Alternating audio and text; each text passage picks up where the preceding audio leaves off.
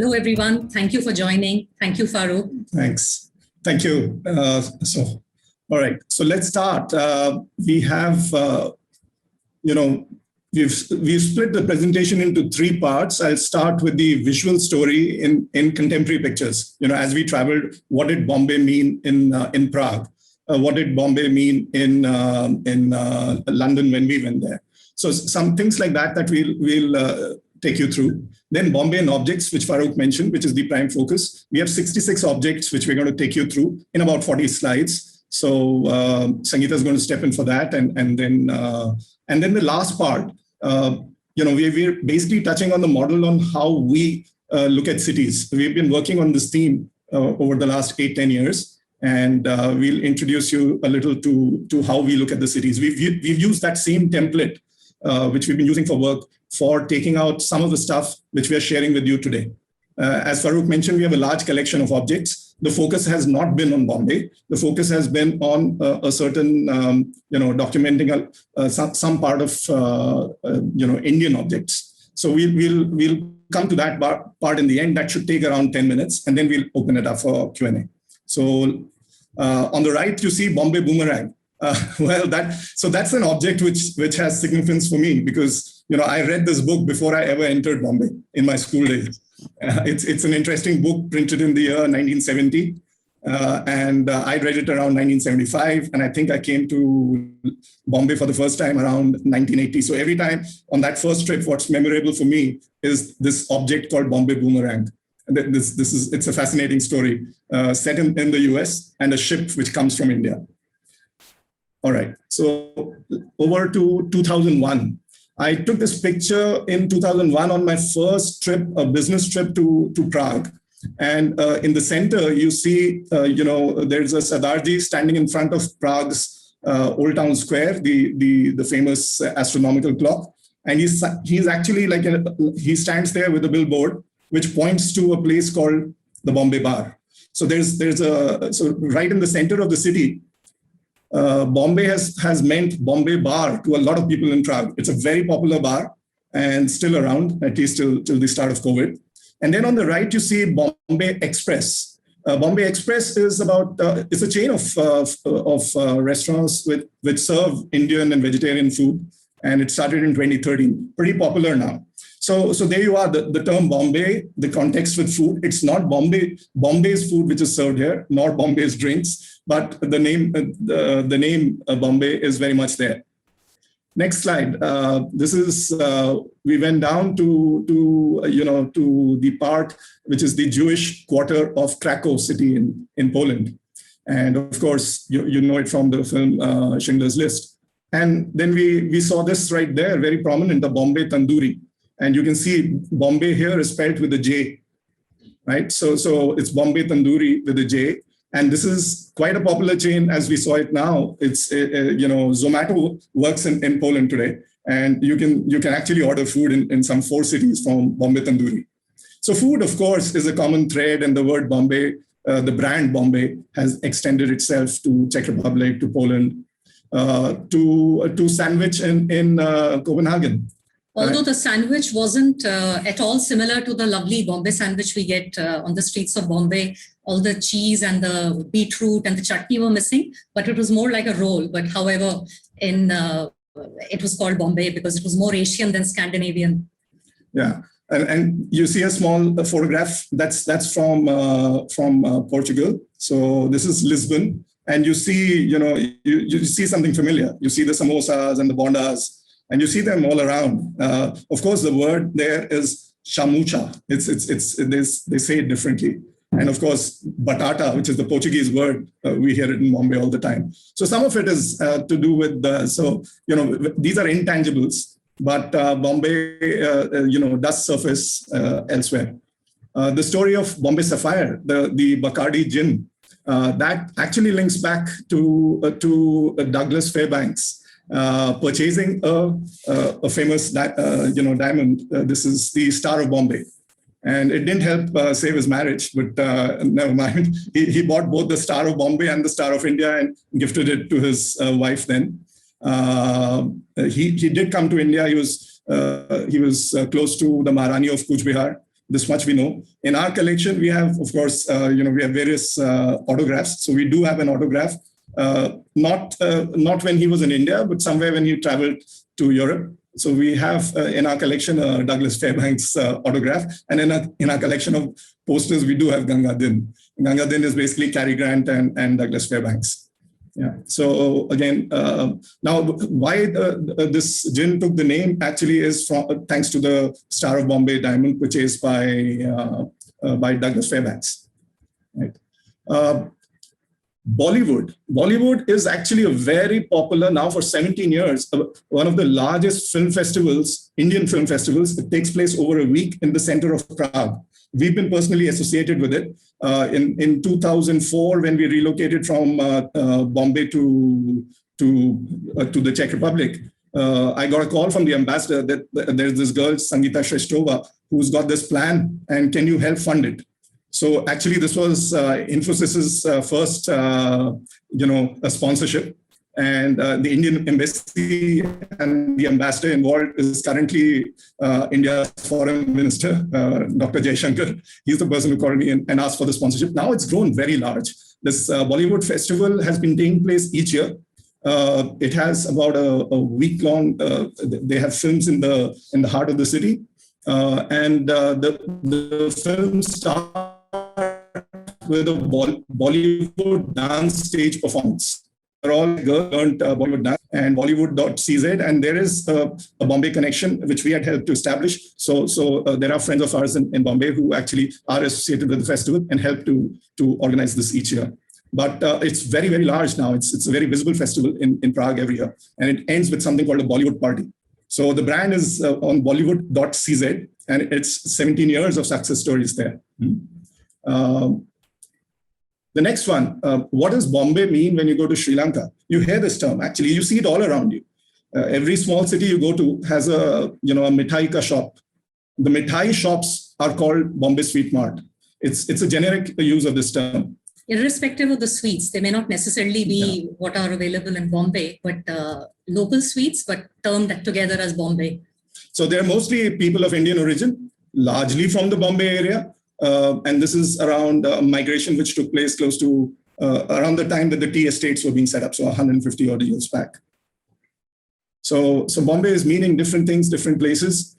In Sri Lanka, just continuing with it, we were in several shops. We heard some very interesting music which was from our childhood days, but we didn't ever find this in the CD era in India. These CDs were never released. So there's a set of these CDs that we purchased in Sri Lanka. They're with us here now. But I specifically want to focus on a beautiful collection, which is Yesterday's Gold. So it's got the classics like this yellow polka dot bikini and Speedy Gonzales. But then you look at this, after La Bamba, Speedy Gonzales, Ye Katerina, right? So this refers to Baikula. Then Bombay Meri Hai, the famous song. And again, the Goa connection. I married a female wrestler. Personally, that's my favorite. It's a great set of music. It's all there on YouTube.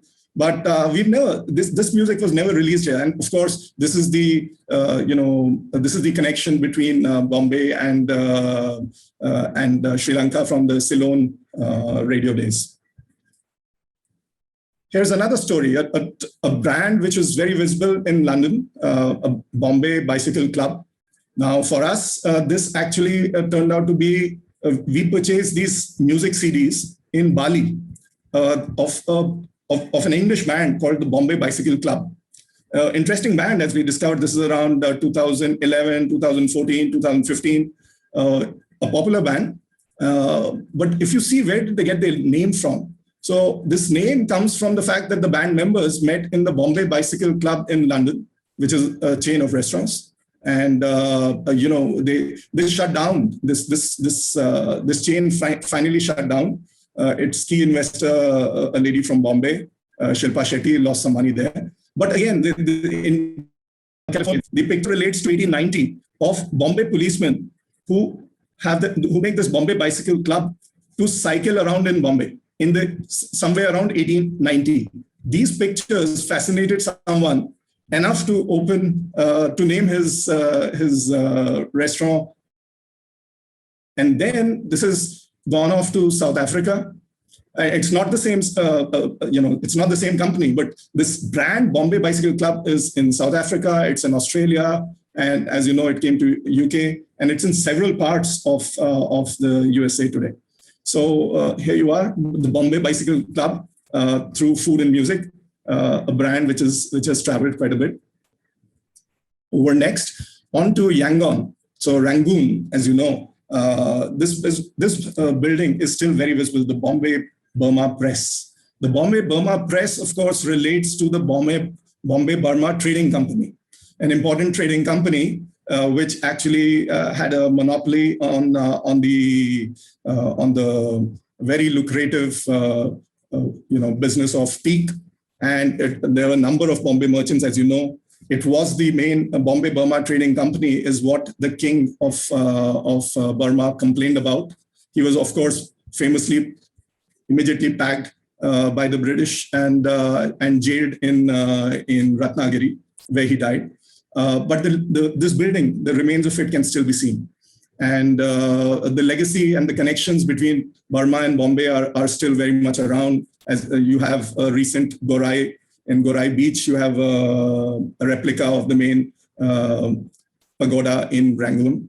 So that's there. And then on the outskirts of Bombay, Yangon, this is World War II memorial, and you can see two regiments from the Bombay Sappers, and a lot of folks died there in World War II from India. And this is just something that we're sharing with you. Bombay in Iran, now, yeah, not a nice legacy, especially if we're talking heritage conservation. But you see scribbles at Persepolis, and you can see some in even Nagari script, but a lot of it in English with the ears marked. And these are basically a legacy of when British troops, along with Indian troops, of course, in the British days, landed up in Persepolis. And they've scribbled on the monuments, but here you are.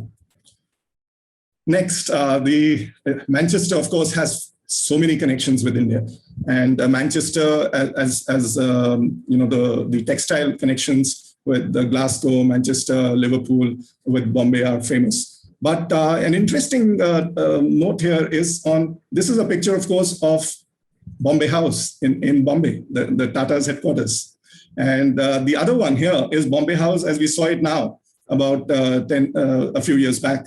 Now, what is the Bombay House? The Bombay House is actually a 1909 Lloyd's warehouse, repurposed sometime, and it was called India House all along.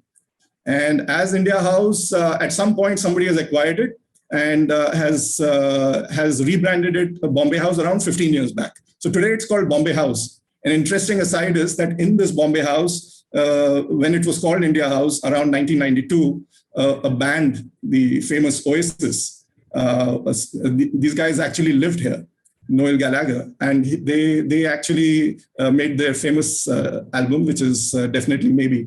And you can see it on the cover. This apartment is actually in the Bombay House. And today, of course, most of these are up for sale. So one can purchase an apartment in Bombay House in Manchester. All right, the next one, India House, the famous India House. This is, of course, today the Indian High Commission in London. This is one rare place where the Bombay Presidency logo is still up on display at the entrance. Now, why is that the case? So this is, of course, an architecture made by Herbert Baker in 1930, just after Lutyens and Baker complete the Delhi project. So when he goes back, this is the building which is made. It's a classical building, but inside, of course, it feels like you've come inside, a Tagore Shantiniketan, because it's all the art inside is actually done by Shantiniketan artists. And but in the lobby, again, you have these 12 insignia, including the Bombay one, on the floor. So what are these? These are basically the 12 states in the 1930s, the British India states. As you know, when at the independence time, British India was about 12 British provinces. right? So this is Bombay Presidency's logo, which is the two boats and the waterfront and the castle. And you can still see it outside the Indian High Commission. Next one, this is Elephanta Caves. Now, where do we see this? This is actually a very interesting theme park in North Portugal, in a beautiful city, old city called Coimbra. Now, this theme park is still very popular, where Portuguese families with their kids, go down for a history lesson and a day out with the kids. And, so it covers all the Portuguese colonies of the past. And there is one place which actually has, so you can see, they describe Estado da India 1498 to 1961. You can see on the right. This at the entrance, it's made like you bend down and go in. There are, of course, in the rest of the park, there are architectures which are mini architectures, right? So, but here at the entrance, you have this whole building with this Deepmala, which may be from Goa or maybe from Valkeshwar. So there is a replica of that. And at the entrance, they have Elephanta with, of course, the cross on it. And inside, it is actually thematically very different. It's basically, it's a lot of glass, it's Islamic arches, and modern Nataraj statues, which explain what is Shiva.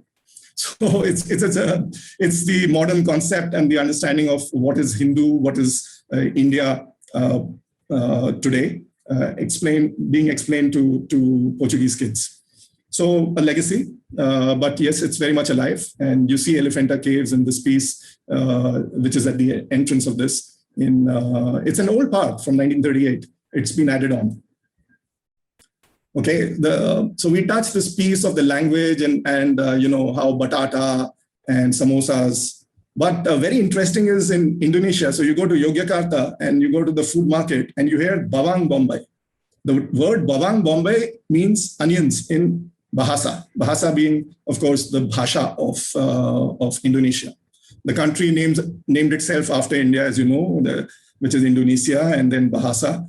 But a very interesting piece of history, actually, which requires further exploration, is this Maharashtra Gujarat phase of influence, which is in Indonesia, very much still around. So the church is a girija, of course, the Portuguese word, but it carries from India to there. So there's some very interesting connections there waiting to be explored. What is being explored, of course, is the Orissa and the Bengal Tamil connection, which is older still. But the Maharashtra-Gujarat connection with Indonesia, very fascinating. Bawang Bombay is a good start point. All right, so we move now to the next section, which is Bombay and objects. Just some posters with Bombay. And, we'll move to, Sangeeta, you'll take this. Yeah. Hello once again, everyone. So if we look at objects, visual objects or print objects of Bombay, the ones which are largest in number have to be picture postcards of Bombay, because Bombay being the first port of call of most Europeans coming to India, most of them would send back pictures of the city, the main architectural landmarks and the social life back to their friends and family abroad. So the Britishers introduced picture postcards in India in 1896. And we have about more than 6,500 picture postcards in our collection. And most of them are postally used. So, and we put them together in this book, and about 1,000 of them are of Bombay alone. So in one of the earlier Khaki talks last month, Emily and Stephen from SOS London, they did a wonderful presentation on picture postcards of Bombay. So we won't go too much into it, but we want to highlight to you a postcard that is without the picture from the Portuguese Indian period, which had been postally used in, basically postcards were introduced in India in 1879 and picture postcards came in 1896. So this one has been postally used around 1893 or so, and it has been sent to Antonio Fernandez at the St. Stanislaus Institution at Bandora or Bandra near Bombay, since at that time Bandra was like an excursion outside Bombay. So then, of course, as over time, postcards all across the world, they evolved and they moved from lithographic images to photographic images. And of course, with the advent and advance of photographic technology, we have in the early 1930s, Captain A.R. Hessler, who was a captain in the Sikh pioneers of the Indian Army, who took the first aerial shots of Bombay from the sky. So his photographs have never been, have been used in 9 picture postcards, which were published by the Bombay printing house, Thacker Spink and Company, and they have never been exhibited together. So we were fortunate to get this entire set of 9 picture postcards based on aerial views of Captain Hessler. And of course, in our favorite book on Bombay, written by late Sharda Dwivedi and Rahul Mehrotra in 1995, they have used a few of Hessler's images. They are much zoomed in. And Sam Shepard's account of Bombay, published in 1932 by the Times Press, uses one picture of Captain Hessler. So this is quite a unique collection. And of course, postcards, besides the visual aspect of picture postcards, there is a correspondence aspect of picture postcards. That is, who has sent these picture postcards and to whom? Now, if we look at India and Bombay, for example, picture postcards were much more expensive than the normal state-issued postcards. The Portuguese one, which we showed you, was about $1/4 anna. Now, so the picture postcards were mostly used in India by the Europeans living here or by the wealthy businessmen, the Parsis or the Gujaratis. So as we were collecting from collectors' fairs, picture postcard collectors' fairs in Prague, we noticed a set of postcards, which we got one after the other, written by a Mrs. F.S. Taler Khan, living in Ready Money Mansion, Nepean Sea Road, Bombay, which she had sent to an Otto Steiner living in Prague in Vinohrady. So much to our excitement, we got around 10 postcards sent by Mrs. Taler Khan over various trips to the fair. So in one of the earliest picture postcards which we found, which she had sent to Mr. Steiner, that was sent exactly 117 years ago, almost, on 9th June 1904, in which she introduces herself that I'm a Parsi lady of Bombay. Should you wish to exchange cards with me, please write. I want view cards. So in the picture postcards which were issued before 1907, the front side was reserved for the image and the entire back side was for the address to the sender. So Mrs. Taler Khan writes a brief note along the picture itself. Then our next object is related to Queen Victoria's coronation and the landmarks of Queen Victoria in Bombay. This is the story of another Parsi, of Mancherji Merwarji Bhuvanagari, who was born in Bombay. He studied at the prestigious Elphinstone College and worked as a journalist. And then upon his father's death, he was seconded to the Bombay agency of Bhavnagar state, where he started working with the Maharaja and acquired the title Bhavnagari. And the Maharaja gained a fondness for him and sent him to study law in 1882 in London. And in 1891, he relocated formally to England, where he was elected to the parliament after his fellow alumni, Dadabhai Naroji. So what is interesting is that when Queen Victoria was declared the Queen Empress of India, her eldest son, heir apparent Prince of Wales, Albert Edward, came on a royal tour to India. He landed at Bombay, and just to commemorate his visit, there were several events. Now, meanwhile, Mr. Bhavnagari had translated a book which had been written by Queen Victoria on her travels to the Highlands, Scotland, in between 1848 to 1861. So Mr. Bhavnagari, he translated this book into Gujarati in 1876 and presented it to the Prince of Wales in Bombay. So it's an interesting object. This book's context is that this is actually printed in Bombay and it is bilingual. It's a translation of a book which is itself very, very rare now, even in England, which is Leaves from the Journal of Our Life in the Highlands.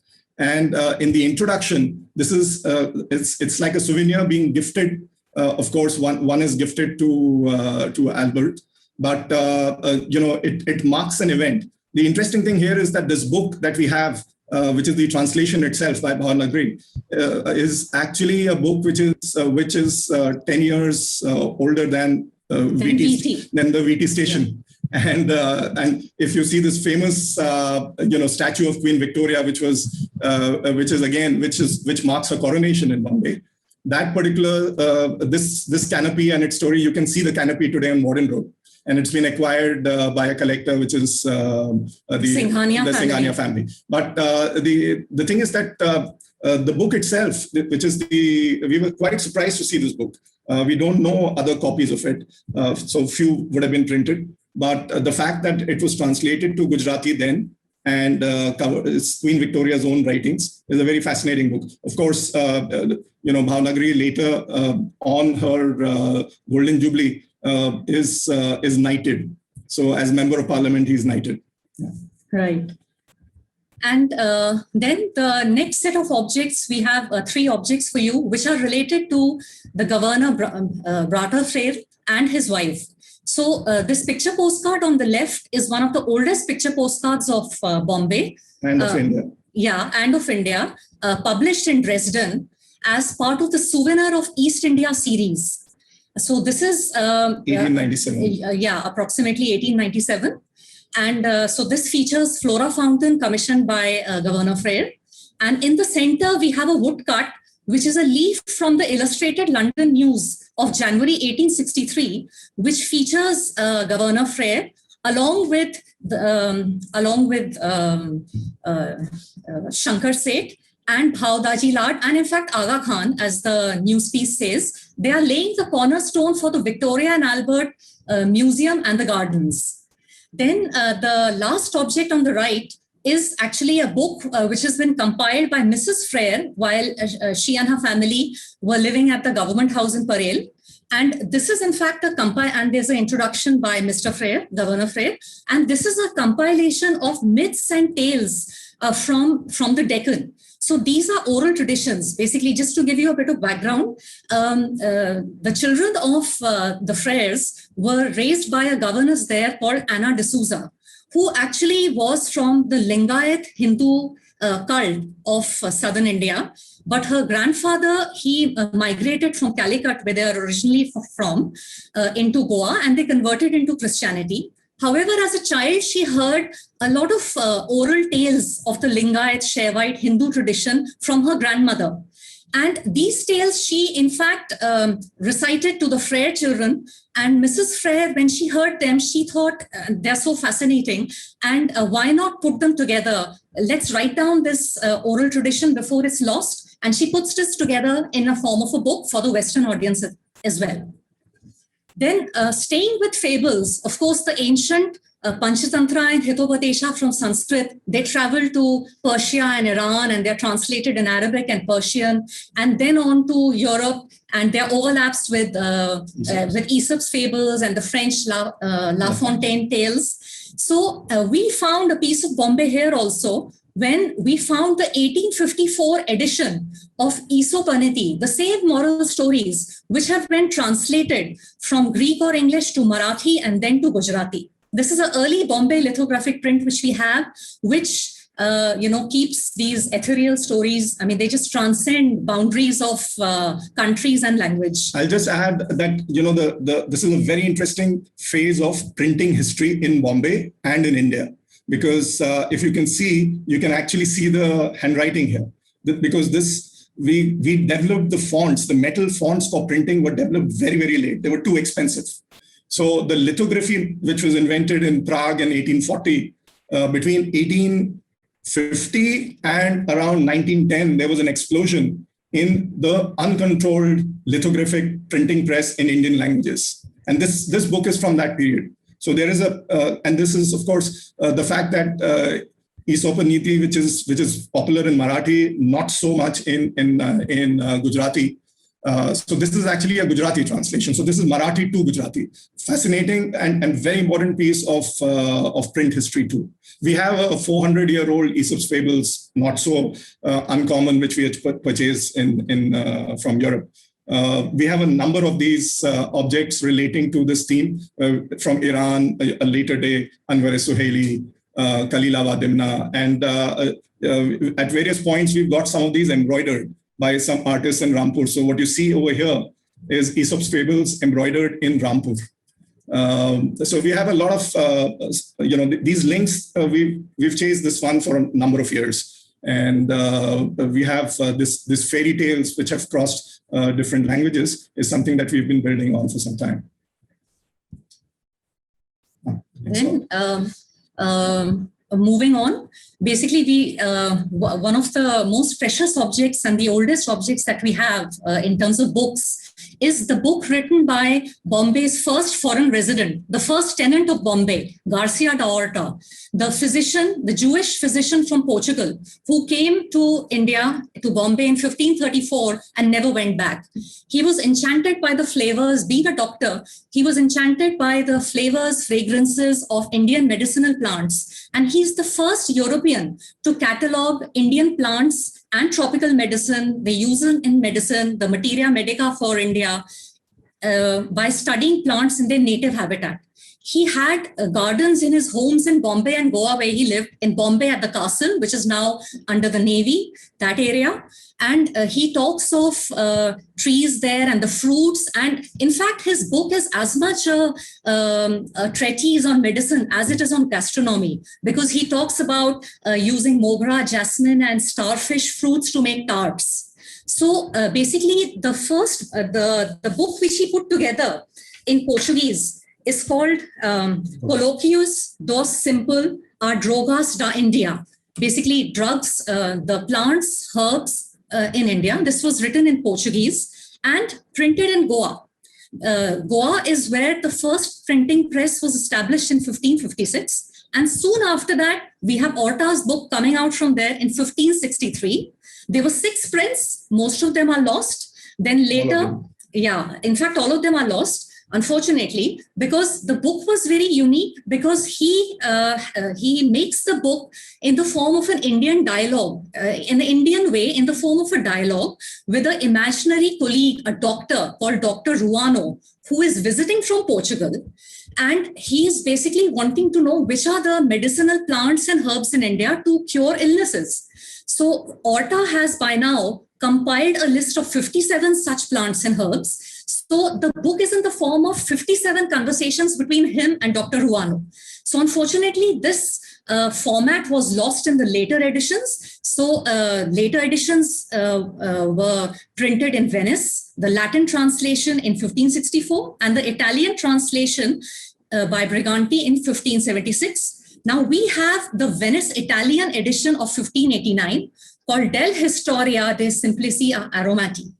So just to add that Horta in Portuguese means garden. And Horta's friend, Camões, who wrote a dedicatory poem in the first edition of the book, he uses Horta's name as a pun because his gardens and his books. So it's also quite interesting. Then, I'll just add one piece on the previous slide, which is to do with printing history. Because this is very important, and that's part of the reason why. So we picked up the 1589 edition, which came up for sale. But because the 1563, of course, the 6 pieces are not there. There were just 30 books printed in Goa. Most of them are no longer available, but we have records of those. Then there's almost a 200-year gap before the next printing machine comes to India. So this is very important to understand that across India, this is an anomaly. And the second edition was the normal way. I mean, Venice was a big printing area. And the edition that we have is also quite scarce. And it became very popular. And it is, of course, today also very, it comes up for sales, and because it's seen as the first book worldwide on perfumery. In fact, it predates the Hortus Malabaricus, another encyclopedia on the flora of Malabar, by about 100 years. Yeah. And Hortus is again something that we've been collecting. So we have quite a few illustrations from the Hortus in our collection. Then, talking of foreign residents, Bombay has been featured in the most glamorous fashion, as it is dressed as a bride during the royal visits in 1875 of Bertie, Prince of Wales. And in fact, for a few days in the beginning, he stayed on his ship. HMS Serapis before moving to the government house in Parel. So this is what he saw of the Apollo Bandar. And then 1905, King Edward, when he lands at a bit of a rickety landing at Apollo Bandar again. Then 1911, when the King, George V, he comes after his coronation. There are a lot of basically picture postcards which are showing that trip. We have a lot of leaves and magazines, Illustrated London News, Times, The Graphic, which cover these royal tours extensively.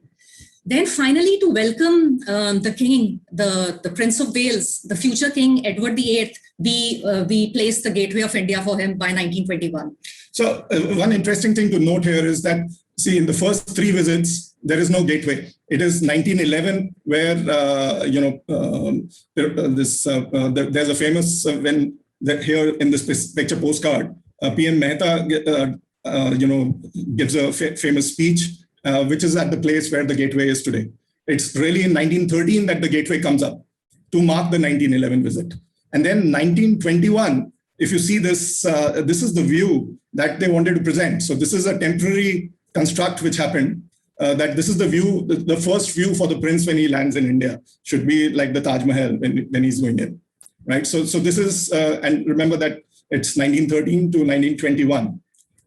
Important thing to note here is that just as we've been able to zero down on in 4 different visits on just one spot, which is the gateway, we have these beautiful records of all of these visits, which are maybe 700-800 page books or 500-page books with lots of illustrations and photography. And between this, there would be close to 500 to maybe even 800 pictorial records of importance of Bombay itself. So very important to hunt down. These are all in the public domain. PDFs are there, except of course of the Illustrated London News. The 1875, Illustrated London News and the Graphic, etc., are a little tough to get now, and they're not there online. Then talking of other travel guidebooks, of course, beyond John Murray and Thomas Cook, we also really like the travel guides and the directories which came up along with the Indian Science Congress sessions which took place in Bombay in 1919, 1926, and 1934. So the 1926 one is our favorite because it has an added section on the flora and fauna of Bombay. There is a scientific listing by the editor, the physics professor G.R. Paranjpai. He does a very scientific listing of, all the marine life and specifically the fishes of Bombay, which is of great interest because Bombay has gifted us Ratnesh and me, the love for Konkani fish dishes. And we could recognize some of these, the fishes here from the list of 30, but I'm sure many of them are not in the waters of Bombay anymore. So interestingly, this list of flora and fauna was dropped from the next edition of 1934, which was published by Tara Porewala. Then you'll be really surprised to hear this, but well into the 1850s, there are accounts of tigers being spotted in South Bombay. So, of course, the earlier accounts, they talk of governors and the entire entourage from Bombay going to various parts of Salsette for hunting. Wild boar, jackals, and other animals are often caught. But Bishop Heber of Calcutta, Reginald Heber of Calcutta, he traveled from Calcutta to Bombay between around 1824, 1825. And when he reached Bombay in 1825, he stayed for 4 months here. And he talks of spotting hyenas in Bombay, in various parts of Bombay.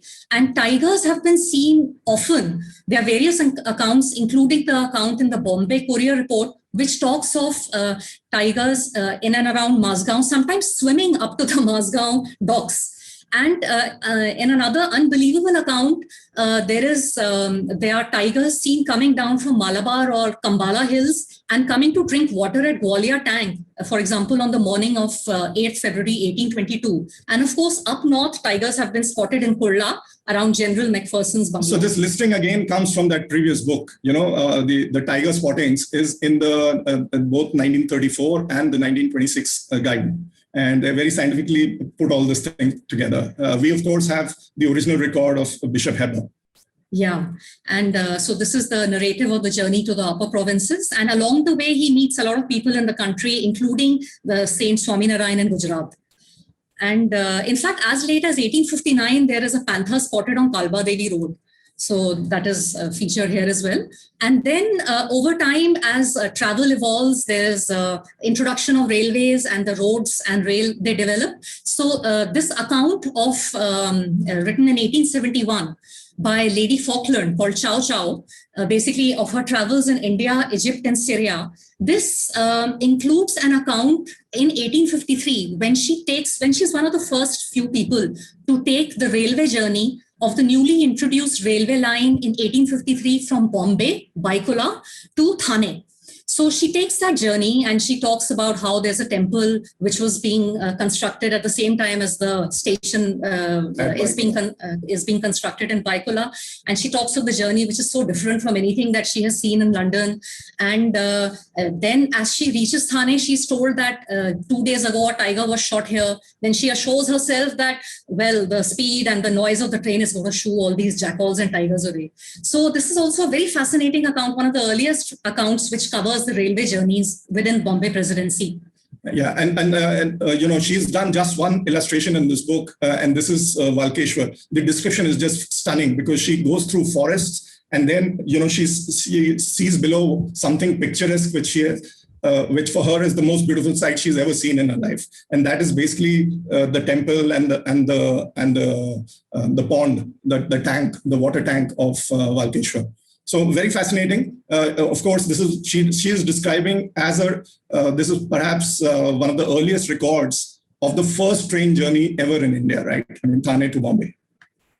So important book. It's a 2-volume book. The second volume covers India and 1853. Right. So let's move to let me just see the time. Yeah, okay.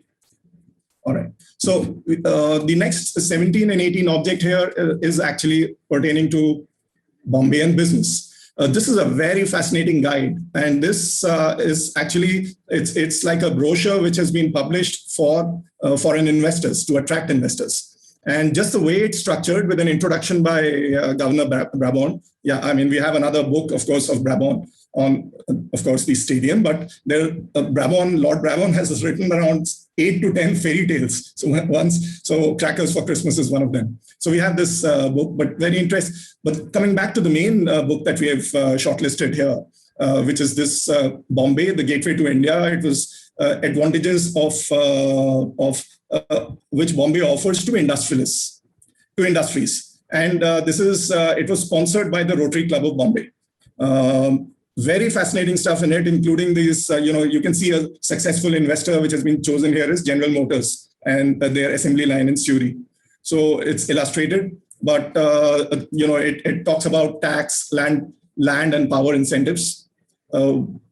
Interestingly, there is a section on Bombay healthcare, and look at the details there. Now, why Bombay healthcare in a magazine attracting foreign investors? And so healthcare features because, the health of the worker. But look at the detailing here. The results of these activities, which is all the sanitation and the various changes in Bombay, has meant that the entire, issues of 1898 of the plague have been wiped out. So look at this. In 1934, the annual death rate of Bombay was 23.6 per 1,000 against a death rate of 96.56 in the year 1900. And then they give the infant mortality figures. Now look at this. The comparison in 1900 of the death rate vis-a-vis 1934 death rate specific to the city. Where do we have this data today? As we are talking of COVID, we're not even sure today of the collation of the total death rate in India every year. Is it, do 24,000 people pre-COVID, was our death rate 24,000 people dying and, or 27,000 people dying is anybody's guess. These are statistical models because in the kind of statistics that we've adopted today in modern India, we're really looking at once in 10 years through the census, how many Indians survived by each geography. So let's see if the death rate, because we really can't find, while we are talking of COVID death rates per day, the denominator which is pre-COVID, which is annual or monthly death rates by geography. This is something which was so accurately being monitored in 1934. So an interesting thing. Apart from that, I've chosen this picture. Bombay's well-known Lido is the breech candy. But it's a high-resolution photo worth zooming into, because this is the Breach Candy Club, and all you see there in the hills, you can actually see Kambala Hill and the houses there and the trees on it. So a very fascinating picture. But this is, as you know, this club continued with this tradition even later of temporary Europeans coming there or investors coming there would be given membership temporarily. This is a tradition which has continued.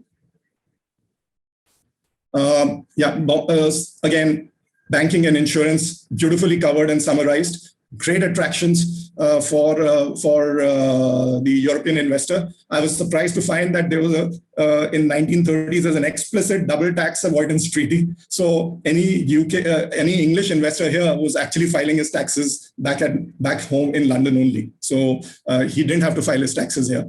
And this is 1930s. Also, the tax rates, very interesting, great incentives, land incentives. But on the other hand, if you see Illustrated London News, here is a Bombay Hindu money changer. And what's highlighted here is that the masses are in a subsistence economy of money changers and money lenders, far away from the industry. Yeah. So it's again a very interesting. This is from the year. This is a little older. This is 1860 Illustrated London News. Just as a point of comparison, again, a very interesting book, which is from the 1920s, I think 1926 we have. This is just advertisements. It's of the Bombay Swadeshi Cooperative Store. And of course, this is the movement, which is, be Indian, buy Indian. And this is, look at the ads. Why Videshi when Swadeshi is better? And this is a shoe polish called Star of India. There is, of course, in the ads, you see Tagore, Lala Lajpat Rai and Motilal Nehru, vouching for. But what is the nature of the products? There's no industry here, really. There are over 200 companies, and it's really something worth going into further. Because apart from one company, which is Godrej, which is there common to this one, as well as to the other catalog, which is 1934 of Indian industry, all the others are literally small companies. And over time, post 1947, they seem to have disappeared. So yeah, it's a very fascinating thing to see. These are the companies which were not getting any banking loans, and the Indian-owned companies. The foreign investor was getting loans from the banks in India, the British-controlled banks. And this story is very interesting ads, each one worth exploring. And these are not there in the official records. Now, what's the official record? A stunning book. This is a massive, beautiful, high-resolution book. It's like a telephone directory, but it's packed with illustrations. And this is perhaps the most complete record of Bombay's businesses. There is great amount of detail on most of the large companies in World War I time. The book was printed on high resolution and this fonts and stuff only after World War I. And it's really worth seeing. I mean, it's an astonishing but very rare book. Should be the baseline for writing, anything to do with Bombay industrial history. This is the baseline. It is so complete. There must be close to around 700-800 companies which are whose history, products, and is documented in this book. So Somerset Plains Encyclopedia, he wrote one here on North India and West together, and then one on South India. And these now books are in the public domain, but there's something else about the whole physical book. Yeah. So this is product number 21. Let's move to the next one, which is a book that we found here in Delhi. Literally, it's a book which at some time was owned by J.R.D. Tata. And the interesting thing here for us is that it's a gift from Meenu Masani on 27th October 1943 to J.R.D. Tata with who can do something about it. And what's the book? This is on urban planning. Yeah. So at the cusp of Indian freedom, again, Meenu Masani's books itself, and he's such a fascinating person, right? I mean, he's from the Indian early liberal movement. Jayaprakash Narayan, but Lewis Mumford is practically Patrick Geddes. I mean, he's on urban planning. That's the same chain of thought, right? So Patrick Geddes and Mumford had a lot of correspondence. His statement here, Mumford, adding highway lanes to deal with traffic congestion is like loosening your belt to cure obesity, right? So this piece. This is today in modern urban planning theory. This is stuff which was 50, 100 years ahead of its time. And it's very interesting to see that this wonderful book on how technology impacts civilization. Yeah. So how did railway impact? Was it positive or negative? How does technology get used by the powers that be? Right. What is the internet impact today? Is it positive or negative on the civilization? Is all of this? This is up for debate right now. And the double-edged sword that technology is so well documented here in this book. And it's wonderful to see that he's the gift is to J.R.D. Tata with this message. So we were fortunate to find this off the pavement in Delhi. I don't know how and why, but here it was. Yeah. Next, continuing with of course, with the we have a lot of these first day covers which seem to have come out from Bobby Kuka's collection, or of course he got a lot of these posted to himself when the first flights would go from Air India. Beautiful graphics, as you know. We have a lot of this stuff, but I want to highlight this magazine that I've held on to. It's a 1978 magazine, illustrated weekly, where there's a very interesting and very far-sighted interview of J.R.D. Tata when Air India is nationalized. It's the interview is done by Khushwant Singh, and it's fabulous. I mean, it's really he's as ever very humble, but he knows the problems which India will face, and today you don't have to read between the lines. We are seeing that. So privatization versus nationalization, some of those topics. There's also an interesting photograph there. Of course, Bobby Kuka does all of this funny stuff with J.R.D. Tata and the Maharaja. But there is a reference to a photograph of a 1975 Jumbo on a Jumbo, where a Jumbo elephant boards the Air India flight, the first flight to Brussels, where there's a gift to the Belgium Zoo. We have a lot of other small little things, and then there are lots of Air India stuff that it's just that we have the fascination for the Maharaja. So we'll continue with this. So this lots of stuff on Air India. There are better collectors in Bombay on Air India stuff, but we have a labor of love is where this is written by Bobby Kuka, and he reveals a lot. I mean, he talks about how he gets scolded by Vijay Lakshmi Pandit when she takes an Air India flight as India's ambassador after independence. And she thinks that some of this stuff which he thinks is funny is not so funny. So very interesting insights there. But we're big fans of Bobby Kuka. So having some of these first day covers, and lots of odds and ends, some posters. So this is David Gentleman again. David Gentleman's posters for Air India, commissioned by Kuka, of course. So this is literally, it's the Hare Rama, Hare Krishna movie comes out. This is the hippie movement. Can you imagine today that Air India was taking out this stuff, which is beetroot. This is like for the beat generation. And, this is take root with Air India, right? So these are the cities, but you know the reference here. So, and then there is a small book, Let's Have an Affair. Again, very funny. It's again, the ideas are all Kuka's. The execution is by David Gentleman. But a very interesting piece. These are very large size posters. We've held on to these. We got these in some, eBay auction some 2 decades back. Okay, over to city planning again. This is a very, very important book. It's not yet been digitized. Part 1 of it, the text has been. The problem with digitizing the second book, which is basically plans, it is Drainage Problems of the East. This is the title of the book, by C.C. James. C.C. James, incidentally, was from the Royal Engineers. This is from the year 1906. So this is the first revamp. So this is basically, the maps are huge. They're around 6 feet, 8 feet long. Bombay is extensively covered. There are about close to 8 folding maps. Then there is Colombo underground, Calcutta, Jakarta, and Singapore.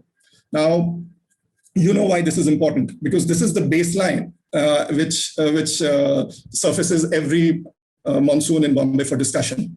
But in an earlier slide, Sangeeta had shown there's a geological map, which also in the 1926 guide comes from this book. It's just a photocopy from the 1906 book. The 1906 is the first geological mapping. So you can actually find out what are the rocks that Colaba is built on.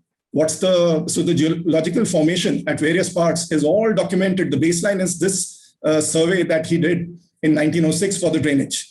And then the drainage systems were built. So the documentation here is phenomenal. These maps are so detailed, so far ahead of its time that if you use them for contemporary debates, or what we read in the press every time the monsoon hits and we have the worst day where you get stuck for 7 hours, this is the stuff which comes to mind. I think we've just overbuilt on some areas which are clearly marked as areas where there should be no building at all. So the Colaba Sewerage District, the Mazgaon, then Chinchpokli, these are all very detailed maps worth looking at. Not yet digitized, and we haven't found copies of this. So one time we found this book and have held on to it. A fabulous piece so again, very far ahead of its time. The next one is again mapping, because we collect a lot of atlases. We have, of course, the famous Bengal Atlas of 1780, the first atlas of India by James Rennell from Calcutta.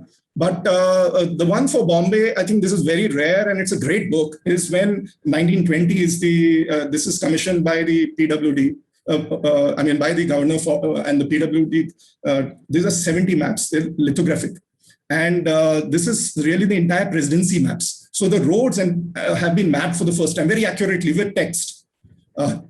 So the one, for instance, on, this is here, I've highlighted Bandra and the Kurla, Ghatkopar, Bandra, Santa Cruz part. And you can see the trees, it's a scientific map, right? So all the iconography is highly meaningful. You can actually map the distance from the station to the next tree or where the golf course was.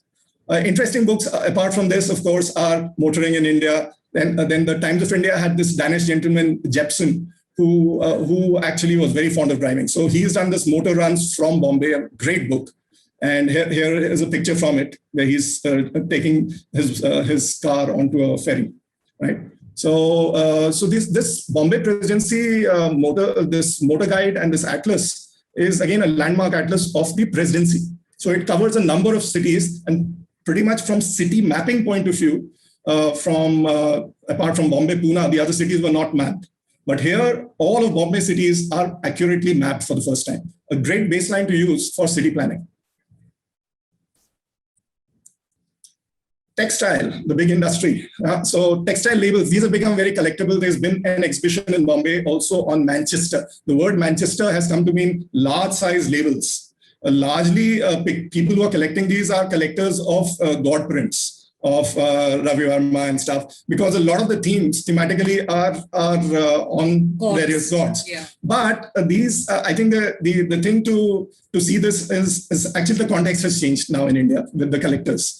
The interesting thing here is that actually these are not textile labels per se, but red turkey dyed labels.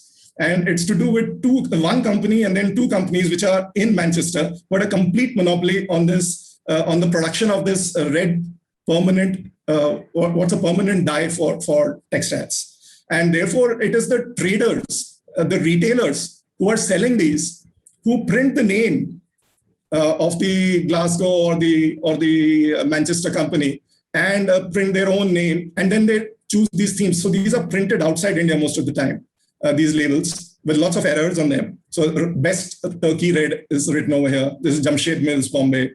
So this is a fascinating piece, lots of interesting labels. These are, they're full of errors. So for collectors, they're very fascinating because compared to god prints, you can actually see errors over here.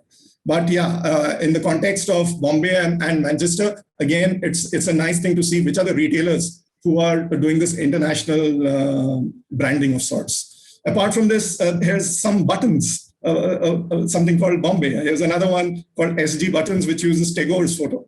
And then we have a big collection which we found of somebody who was collecting early matchbox labels. So we have around close to 1,500 really early. Now, why is matchbox labels important is that matchbox labels are older than god prints and these Manchester's textile labels. These start from around 1840. And it's Scandinavian countries which first, start producing this. So I think a Swedish company which opens in Bareilly called Wimco, right? But the interesting thing is that the printing was India was very far behind in this nature of printing. It's come very late in India. So we were laggard on printing. And that's the reason why the traders, the businessmen would get this printed in Sweden, in Czechoslovakia, in UK. So a lot of these matchbox labels, here it says made in Sweden. And there are others. This is LK Shah, Bombay. Yeah, these are matchbox label covers. Yeah. Next object we are taking is textiles to continue with. We have these, I don't know if you've seen this, but this is basically what the priests, the Freemasons. And so we were fortunate to purchase from some family in Canada, certificates. And so this gentleman must have been a priest as a Freemason priest in Bombay around 1920s. Then we have a whole set of certificates, and they have evolved. This one is from 1920s, and this one is from 1950s. And both are issued to Freemasons in Bombay. This here is our lodge event cards, very fascinating event cards with very formal memory. So this one is when Dadabhai Naoroji passes away, who was a famous Freemason, by the way. Right, so it's a very interesting thing to see. Freemasons is Freemasonry, and the Indian Freemasonry, both in Bombay and in Delhi, needs to be researched on to find the hooks between Freemasons and the first industrialists in Bombay and in Delhi. Once the English left, the closest confidants who were appointed, say directors in the multinationals, which continued, re-registered themselves in Free India, but continued to be monopolies. They appointed their trusted people, very often Freemasons. So Masonry is, again, from the business context, very important. All the important Maharajas of India were Freemasons, the Rampur Maharaja or the Junagadh, all of them were Freemasons. And a lot of interesting, business connects all happened here. Right. So I think this is important literature. It's unfortunately from Bombay and from other lodges, this is all now coming out as into the junk market. So I think I think by the time we wake up, it will be very difficult to aggregate this again. And by the way, the Freemasonry in London and Scotland has completely opened themselves out. So we went to Covent Garden and went through the entire, Freemason church and everything. It's entirely open to public. Here, of course, very often these have turned out to be clubs. So these have turned out to be, closed clubs of sorts, not so closed clubs, but whatever. The business connect seems lost there, and things worth investigating. The next one is some hats we have. So this BJ Mistry Bombay, a Parsi hat, this one. This is the same hat, and this is what is inside, made in England. And the labels were made in Czechoslovakia, right? So a lot of these, we have dozens of companies with their addresses, 25 Bhendi Bazaar, made in Czechoslovakia, Jan Mohammed Ratin and Sons, Kalba Devi, Patel Brothers, Basir Haj Ali, Bombay, Ezra Sion and Company, Bhendi Bazaar. And you see this at the same Ezra Sion Company's very interesting label. And these are, like oleograph labels made in Czechoslovakia. The hats are made in London or in Turkey. And this packaging happens here, and the sales happen, the retailing happens in here. Again, sign of the times, right? I mean, the retailer is really not manufacturing in India. Something to ponder over, because this continuity exists even today. We'd rather import than manufacture, right? Now, let's look at this very interesting but much ignored are these receipts that we have, the cash memos, so paper ephemera, all because Bombay is eventually a business city. So you find so many interesting things which are coming out here. Look at this. This is DS Kemp and Company, pharmaceutical, at Elphinstone Circle. And this is a very interesting full, pharmaceutical company's complete record we have from the year 1881. At some time, I think it has come to Kemp's Corner, right? So perhaps, again, I'm not sure about this, but I think that there is this DS Kemp and Company is the one which comes to Kemp's Corner. Then there is MM Patel and Company. You can see Sunlight Soap, which is from Zanzibar to Bombay. and various other. So there's interesting stuff. You see, in business history, it's if you see those 200 Swadeshi companies, you can count on your fingertips, except Godrej and one or two companies. All the others go extinct, and nobody writes the history, right? At least not in India. Outside, there's a whole Europeans do, and we seem to have ignored this bit. Right. So all the business history, when we start, somebody goes into this piece to connect back who was manufacturing, who put his own money into it when the banks were not giving it. I think the failure stories are as interesting, but they're all. So if you look at insurance deeds, we have some old currency. I think there was a wonderful talk on currency, and there is the Bangalore Museum for it, and paper share certificates. So apart from the numismatics bit, actually all of this stuff is a fascinating bit of collection which requires further focus. Let's get to more interesting packaging. This is a tray. So this is 60s, 70s, but you see this large metal tray, Bombay Beauty Banyan. So you can see the iconography here. It takes this from the Hitchcock film. Then there is this talcum powder brand called Sweetheart. It's Monroe. And when you combine these two, you get this. So this company exists even today in Calcutta. So this is likely 60s and 70s. In the backdrop of the Queen's necklace, yes. Of course. Yeah. So an interesting metal box, but older metal box. So now tin lithography is a subject that we recently studied because we have a fairly vast collection. So I've just taken out some of the Bombay boxes, but there's very fascinating ones. So there's Mangaram and Sons. This was a very popular one with Bombay and another with Calcutta. Even the sides here with the gateway and stuff on this box. 1950s, beautiful box, very popular. Then this one is from the Bombay Tin Company. This one I'll go into detail because this is a really great box. This one is one of our prized things in our collection because this is actually a Spanish saffron being sold in Bombay, right? So they claim to be the sole importers in India of this at the port of Bombay, and their Spanish and Portuguese is the language on it. Apart from this, so look at on the sides. There is again very high quality tin lithography, like a Art Nouveau kind of a piece. So one is the detailed map. They use the term BAHIA for Bay, not that's Spanish and Portuguese. And then look at the names here. So if you see this name, Plaza Circular D. Elphinstone. Okay, so that's your Horniman Circle here. Right, and then at Rampart Row is Avenida de la Muralla, Muralla. Fascinating, isn't it? So yeah, if the Portuguese had continued and not gifted it to the Queen of England, these are the names, like in Goa, that we would be using. All right.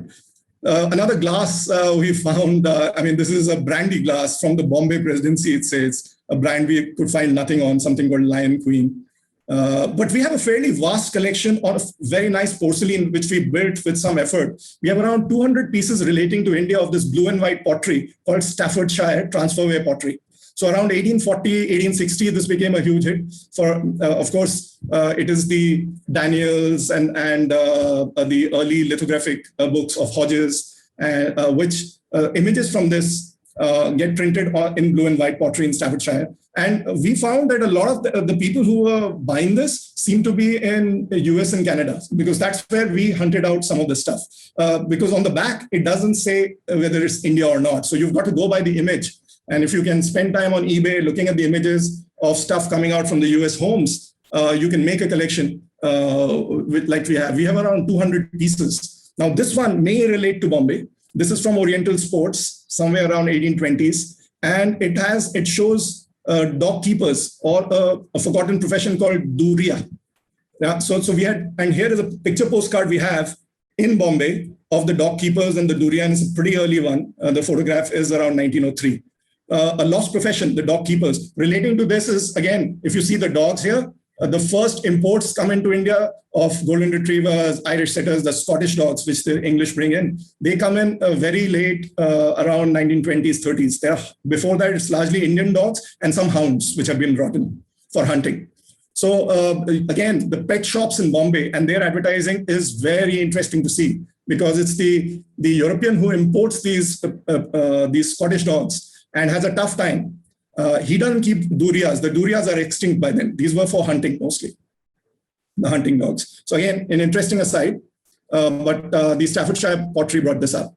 We have a lot of god prints. There are a number of collectors. We've covered this topic. So this is some stuff, very large prints of Dhurandhar. These two we have. We have some rare prints. We have close to maybe 1,500 to even 2,000 god prints we've been collecting for a long time from small towns in India. So we have a fairly vast collection of the evolution of the god pictures from early prints in Germany. And then Brijbasi, we had met the owner of Brijbasi in Bombay. And it's a very fascinating story because they migrated, they were originally in Karachi. So the first prints say made in Karachi, like the one on the extreme right says Brijbasi, Karachi.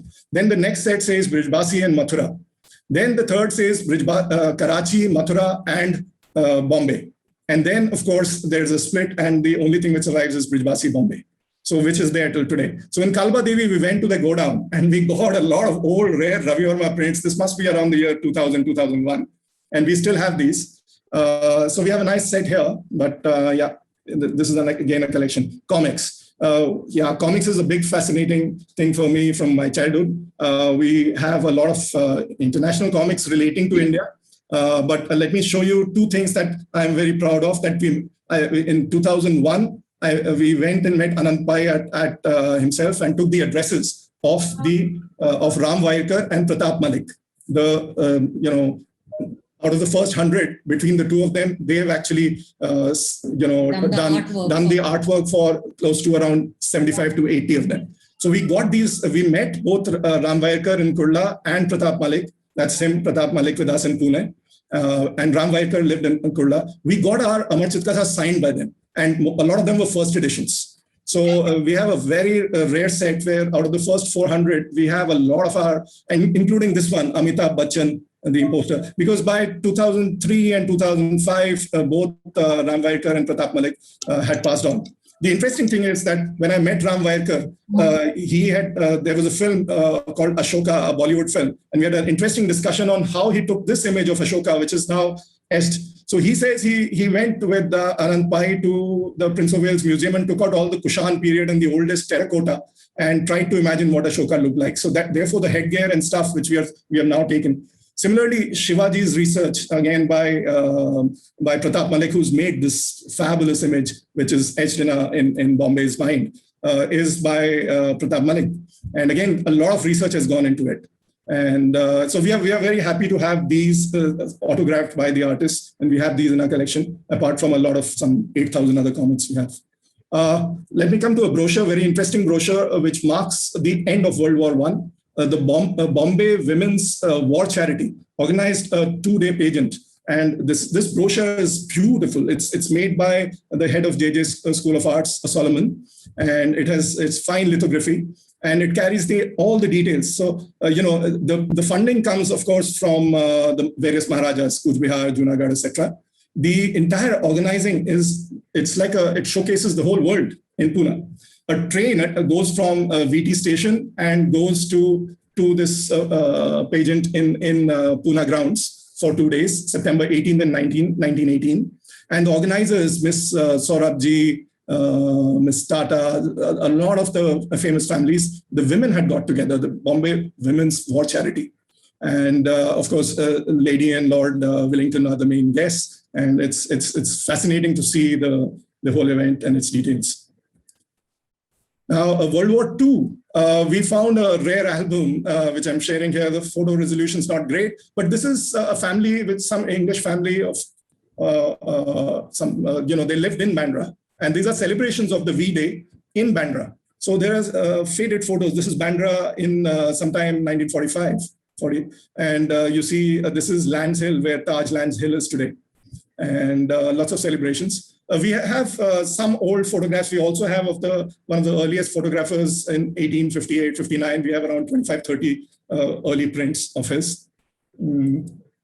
Forget the name. Here's another very fascinating brochure. It's really an Art Deco piece. In fact, what you see over here as a cover has a hollow in the center. So it opens out and you see the larger picture inside, which is of Eros. And the Eros cinema and the whole, with all the details of how, So there's an interesting thing is that it's conceptualized as an investment, the first building at Back Bay by Mr. Cambay.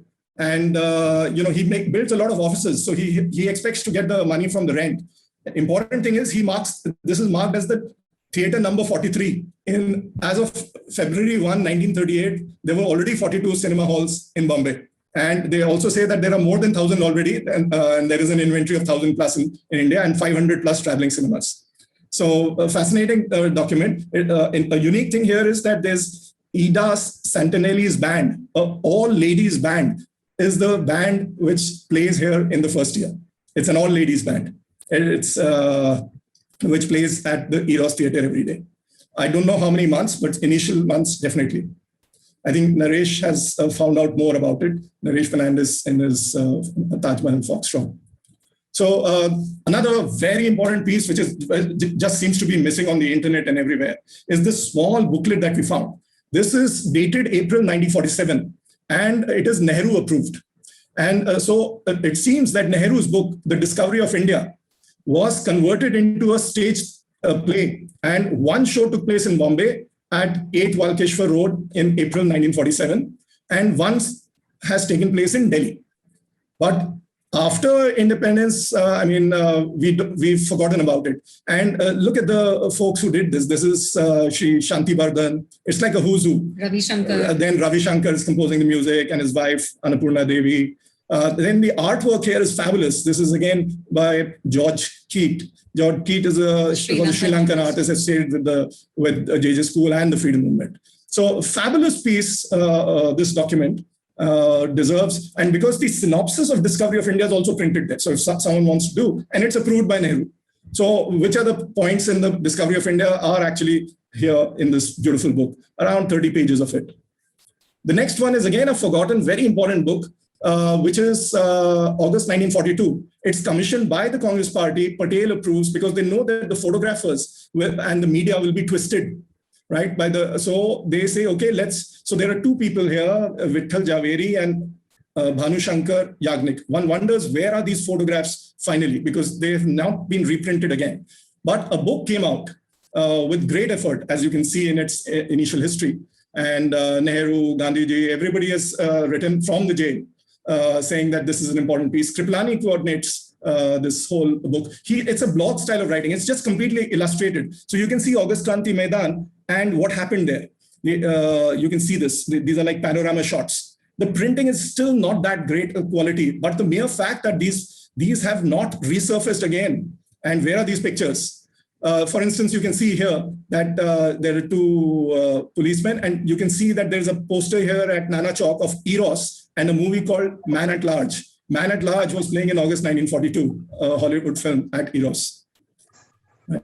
The next one, again, a personal favorite, is Aldous Huxley. Aldous Huxley, I bring this book, which is his travelogue, which covers India and Burma, called Jesting Pilot.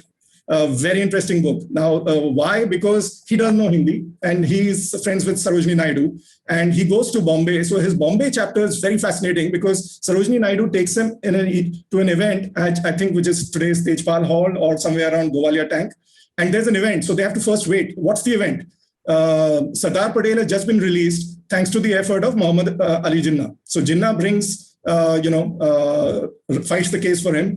And Jinnah and Patel come for the event. But before that, there's a band playing. And the band is playing some absurd music, according to, and so there's a song which he says, the kids are reciting in Indian, are reciting poetry. And then suddenly this band starts playing, Why Did You Kiss That Girl? You can look up this song.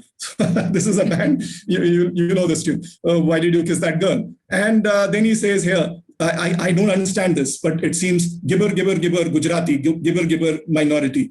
So so there are language in terms of English language being spoken as part of this. Then in a later one, he goes with Sarojini Naidu and attends in Kanpur, again, an event where Gandhiji, and it's a Congress session. There again, he can't understand. And there's a beautiful discussion, description of how when the Tamil Congress leaders come on stage, a lot of people start screaming and shouting that speak in Hindi. Are you not, So this whole thing of English versus Hindi and this rather Renaissance man's view is very fascinating. It comes out without any biases. But for English speakers, Great book. Of course, the word jesting pilot again comes to because of Bombay, and he describes listening to a performance of a poem on the subject of Sicily by the Punjabi poet Iqbal, recited by a Mohammedan of Arab descent at a party in Bombay. This is why he names the book Jesting Pilot. So Jesting Pilot, of course, is biblical,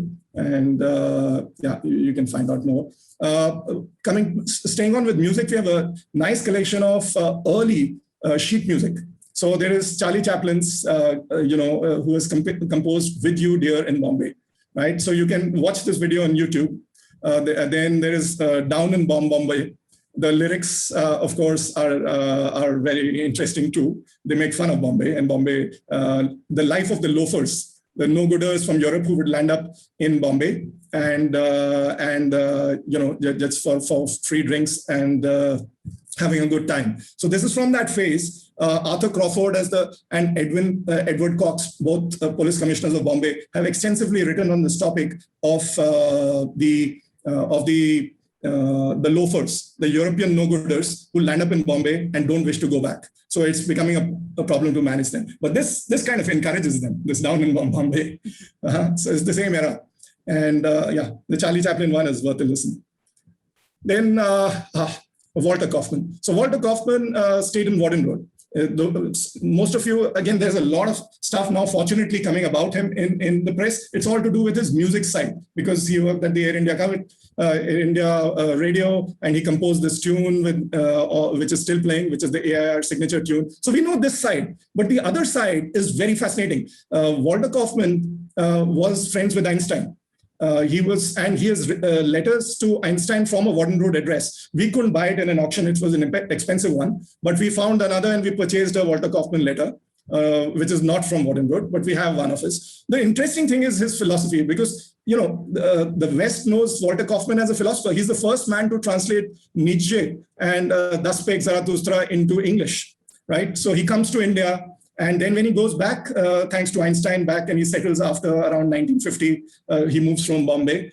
Remember that this is a man who knew Indian languages and Indian music to a point of writing ragas of South India, ragas of North India, and Tibetan music, right? So he really understands Indian classical music, and he really blends East and West. Why is this relevant? Because all the way to the 1980s, when he passed away, he and his wife kept coming back to Bombay and to India, and with a camera.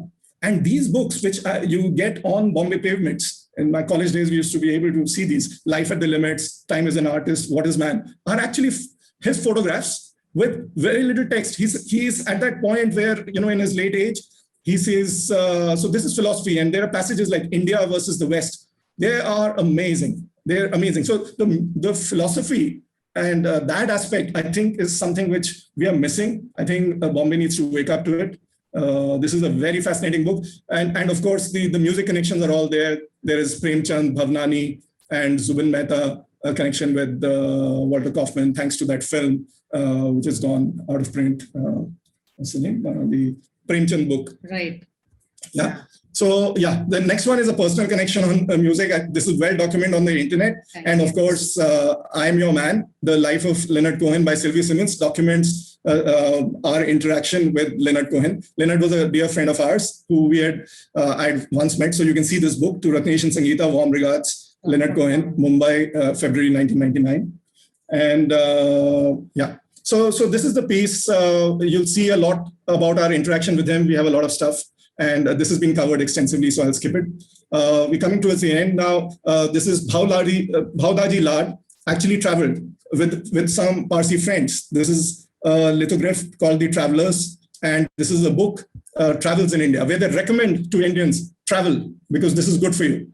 And they cover Delhi, Agra, Hyderabad, Lucknow, Madras, Calcutta. Book is printed in 1871 in Bombay. It is bilingual. It's mostly Gujarati with English. And it has fabulous prints along with it, right? So this is a book worth seeing, Bhaudaji Lad in 1871, written by his friend.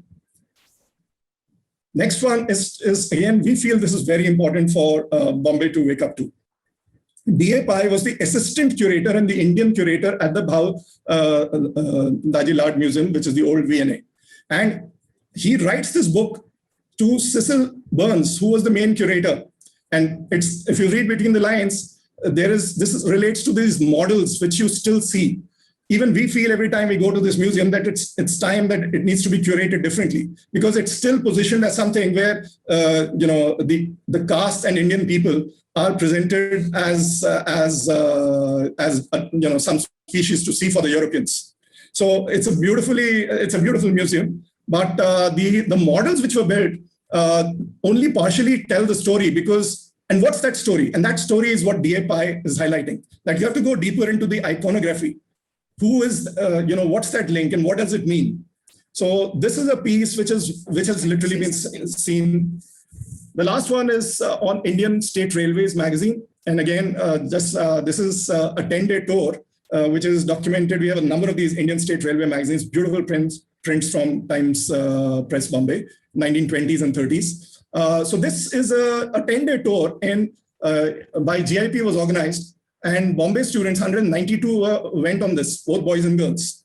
They stayed on this. There was a coach for a veg and a coach for non-veg eaters. It cost 70 rupees per student. And the teachers were the guides. And they traveled across various cities, Delhi, Agra, Gwalior, and then they stopped at Chalisgaon, also the small city. And they saw a film show organized by the GIP.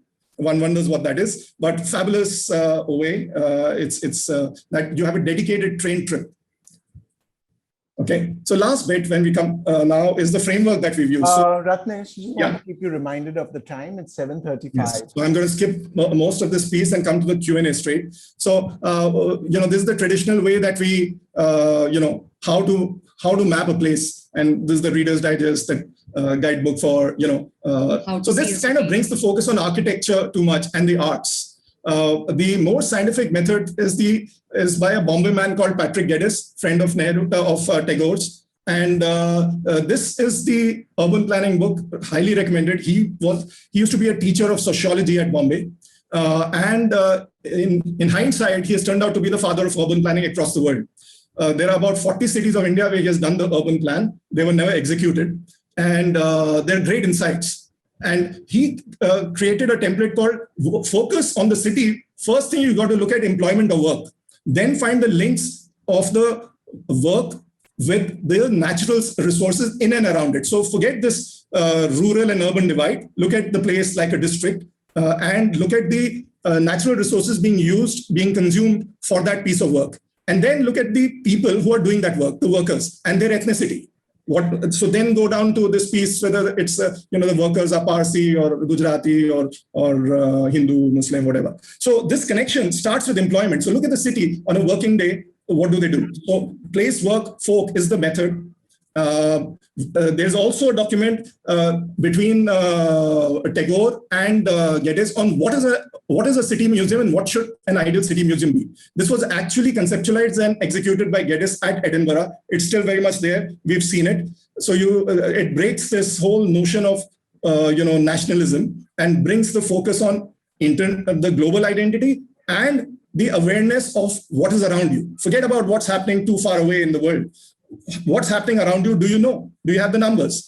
And today, this bricks versus digital, because this was Tagore thought that this should be there in Shantiniketan and every other city as this city template, where you start from the 5th floor and come down from the ground floor. You get the whole description of the city and you see a visual view of the city of Edinburgh. Then you get of Scotland and England. Then you have a thing which makes you think, what is the language in which you're thinking? This was the key piece. And then Europe and the world. So by the time you come out, you're hooked to the world and to your own location. And the nationalism part is kind of diminished. That's the Vishwabharati concept. And, bricks versus digital is what we need to think about. As you know, what is Urbs Prima in India, in this, the famous Raj trading legacy here. We need to see Bombay as a district perhaps today. And I'm going to skip this very busy slide, but basically I can share it later. You can put it up on our Facebook blog or something. But basically there's printing history connected with travel history of India and what came out in terms of different types of printing. And also it relates to the travel, the Suez Canal opening, which also has a huge economic upside for Bombay and all the way till the first car comes and stuff, right? I'm going to Yeah, this is actually just to tell you that there is very little content in Indian languages. Most of India only, the language we are having a conversation in today, this is English. It is around 11% of Indians can know some level of English. Only 4% of Indian population can read one page of English language as of today. And we have very accurate data coming from the 2011 census. It tells you that India produces 82,000 books in 1 year, which is 1/3 of what UK produces. And of that, 21,000, English books are around 18,000. So very little books being produced. Content is all newspapers and magazines, and literacy as it goes up is pushing everyone to the internet. And on the internet, it's even worse than books. In the top 5 languages of India don't feature. There is such little content. So very little content, which is what we do. So we have a small project going on for the last 4 years from here in Delhi, but it is focused on 4 cities which are district headquarters in Lucknow, Meerut, Rampur, and Jaunpur. Every day, 700 words to 800 words content in the local language with photos on a topic which is not news, on a topic which is not entertainment. So it is part educational, yet interesting. We have National Geographic style of writing. And we feed it via the Facebook and other. We reach 25% of the population with a smartphone in these cities. So it is effective. We've been doing this for the last 1,100, 1,200 days for each of these 4 cities. So today we practically own a kind of a digital museum for Rampur, for Jaunpur, for Meerut and Lucknow called Prarang. It's all for free, so you can see it. Facebook gives us a lot of hits, and we have 50,000 daily readers. We have just 2 employees. The rest are part-time workers. So we were prepared in some way. We were not impacted. In fact, we were impacted positively by this approach when COVID came in. So we're operating from home, and we haven't dropped a day. So we continue to do this without employees, a digital content creation.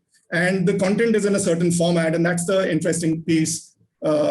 So it's culture and nature. There's 60 points you can see on our website, but basically timelines, which is chronology, man and his senses, man and his inventions, geography, fauna and flora for each of these towns and rather districts. So we have a lot of information. You can actually pick on any of these 60 and find 20, 25 articles in Hindi for these cities. While we display this is our output. Our input is the interesting one. Very quickly, that is what we have used today to take out some of the stuff for Bombay for you. And we have a holistic what is unity of things is elements to craft, crafts to industry, industry to jobs, education and mind body. So if you see the start in the Geddes grade and the Tagore grade is focus on what are people, industry, FMCG, banking, finance, IT, telecom, energy, travel, healthcare, entertainment.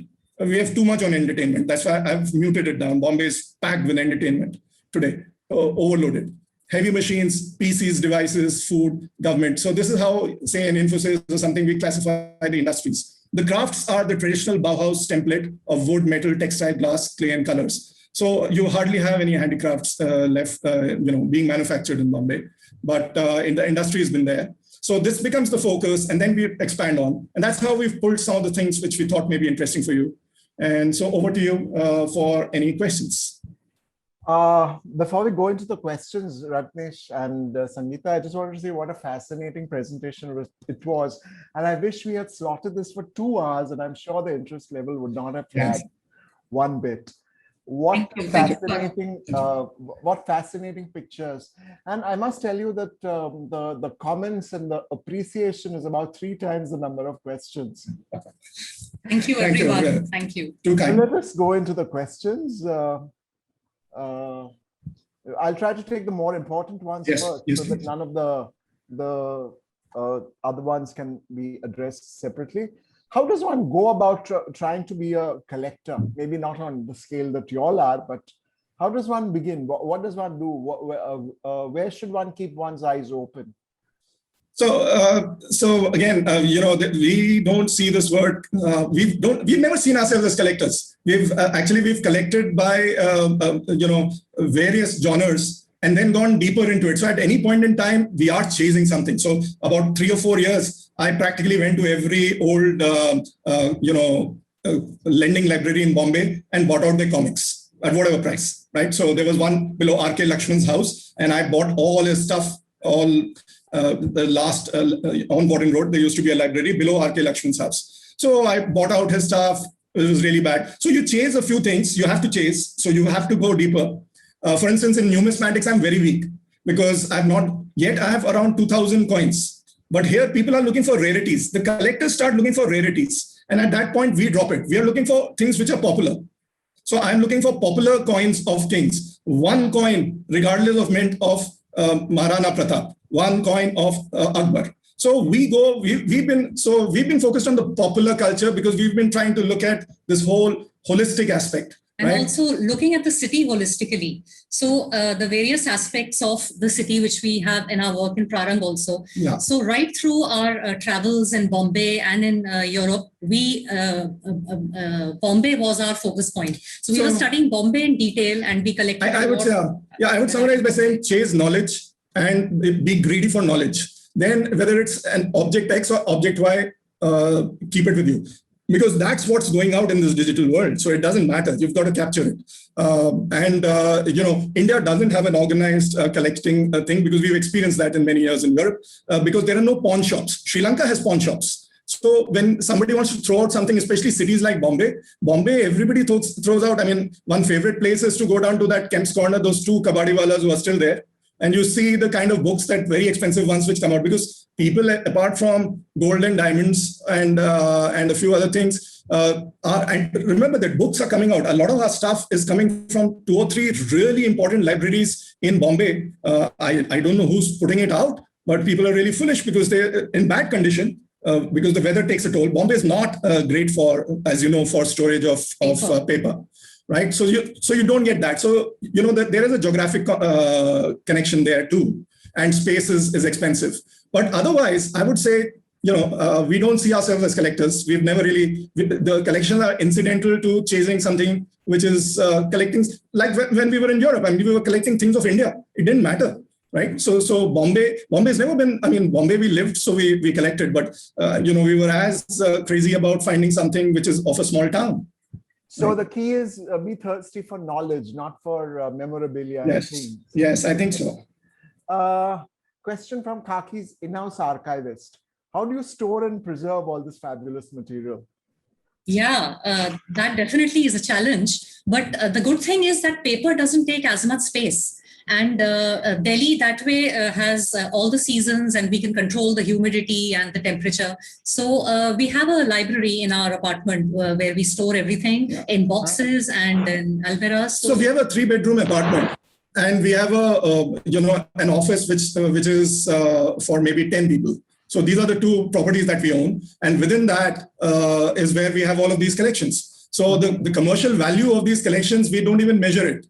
We don't even insure it, but it's probably 15 times the value of the apartment itself, right? So that's the irony in this. If you're collecting books, I have 1,400, 1,500 original maps from 1465 to 1947. We have a very extensive cartography collection. Now it all fits in 2 shelves in one cupboard. That's all, right? If you've got acid-free paper and stuff. So yes, I mean, the whole idea is to put this out in the public domain. It feels like a load. To be honest, it feels like a load to put it out. And find somebody who's exciting enough, and some young kids come up and say, we want to create a museum with this, and we want this, I'll gift it to them. Oh, please, that would be great. Interesting questions about your very early slides. Namrata, I wanted to know any reason why those hotels, restaurants in Prague have Bombay in their names. Were the owners Indian?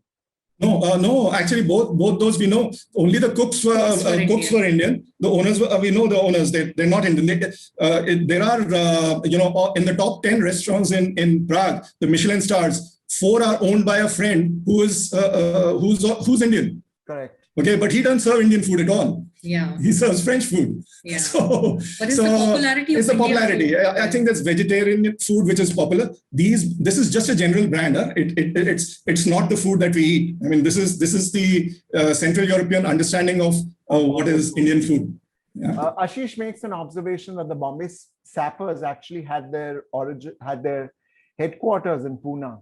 In Pune, that's correct. Moving on, I often wonder or rather, I wonder who that Mrs. F.S. Talyar Khan would be. Yes, yeah. So basically, she's the mother of A.F.S. Talyar Khan. Well, actually, her husband was the prominent Bombay lawyer, Mr. F.S. Talyar Khan, who actually studied with Gandhiji law in London. And Gandhiji and the lawyer F.S. Talyar Khan, they returned back to Bombay in the same steamer in 1891. And after that, they were in touch with each other, especially when Gandhiji was in South Africa.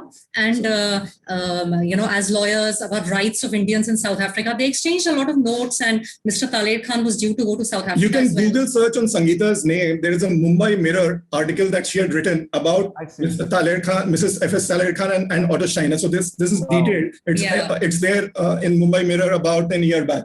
In fact, Mrs. Talyar Khan may have received a lot of postcards also in return from Otto Steiner and other collectors in Europe of European cities. We've never seen them. Probably they're still with the family. Okay. So, yeah. This would be a good time to ask you for the name of your website and where people can contact you, because there's somebody who wants to so here on this page, if you can see www.indeur.com, Indo-Europeans. That's the name of the mega, basically it's a website which has all kind of old links and our handicraft projects. All our projects are on indeur.com. indeur.com. This will guide, but our main focus is one project which is also there mentioned on that, called www.prarang.in. Prarang is basically short for Prathmik Rang, blue, yellow, red. Okay. So Prarang, it's an old forgotten word, prarang.in, and that's our main product. We are trying to expand this from 4 cities to all 725. So because of this whole COVID situation, we were going to go for a round of funding and expand it. So we'll come to Bombay. We'll cover Bombay district in Marathi, in Gujarati, in English. Wow. We've tested it out. There's a girl from Bombay who work with us for the Marathi piece for some time. Wow. She's an archaeologist. Fine archaeologist. So we have, we have a larger plan to expand what we are doing for 4 cities to all 725 districts in multiple languages. Any place we see 30,000 people speaking the same language, we'll create the digital content. That's more power to you. So this thing is working. This is taking our time and energy right now. Your slide on aerial photographs was interesting. I just want to tell our viewers that we're going to have Dr. Jahangir Sorabji talking about aerial views of Bombay sometime in the end of June. And I also saw in one of your slides a little book by Jonathan Gill Harris speaking out. You didn't mention him, but I also want to tell our viewers that Jonathan Gill Harris is very soon a khaki speaker. He's going to speak to us about somebody who traveled by foot from England to Bombay. Of all the multiple compliments which have been paid to you, I'd like to read out one particular one by Gulshan Narula. He says, "Ab kahan syahi mein jazbaat bigoye jate hain. Mashini riste hai sahab, WhatsApp se hi nibaye jate hain." Wonderful. Kya baat hai. He's mourning that nobody has that passion anymore for things and collectibles. Yes. The picture of the Air India picture, you have the jumbo on the jumbo. Was that the one which Air India sent to Salvador Dali in return for? No, that's another one. This one goes to the Brussels. This is on the first flight to Belgium in 1975, and this is a gift to the Brussels Zoo. Okay. And I think I'm going to make this possibly the last question. Parijat wants to know, how did you get so much information on music? On music?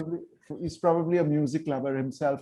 So music for me is from my St. Xavier's College Bombay days. After that, I had a column in a newspaper in the Hitwad in Nagpur, and then even for the Economic Times, till I joined Citibank in Delhi, I wrote around 400 pieces, articles on music. So I actually met Ian Anderson of Jethro Tull and some of these also. There was that magazine that I used to write for in Delhi, was called Connect to Entertainment. And Connect was my link to the internet, because Connect was by my friend Niyam and Nyay Bhushan in Delhi. They used to upload to their college back, I think Princeton, through a modem in the night. So we were using internet for music in 1992, 93, and uploading and created content on the www internet in 92 from Delhi on to the World Wide Web. So there is actually something called the old web, where some articles that I wrote on music are there from the year 92.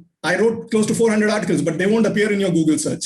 You'll have to go onto the old web, put on the slide, and then go to Connect Entertainment, and it tells us, it will tell you that not a website which I developed by Nyaya and Niyam Bhushan, Connect Entertainment became that thing. For me, I was just writing on music. So the music to internet, the internet was initially supposed to be all for music and for movies. It was all around entertainment in the US colleges. That's where it all started. What it is today is very different. So I mean, my links with the internet are to do with that. I mean, I later for Citibank, I led the team which made India's first internet bank from Bombay. That's what I used to do. I used to be internet banking head of Citibank in '98. And we launched the internet for Citibank. So the internet connection is thanks to music. That's how I see it. And there are a lot of your Citibank colleagues in the audience. Yes. Ladoya for one, Ajit Raikar maybe. Oh, lovely. I'm going to ask you a last question, definitely last, but it's slightly unfair. Somebody's asked me to ask you which is your most prized possession. It's like asking your parents to choose between your favorite child. Yeah, it's a tough one. I mean, a prized possession. I mean, we have right here in the apartment a piece of the moon and a piece of Mars and fossils. Fossils are there, but they're all imports. I have terracotta.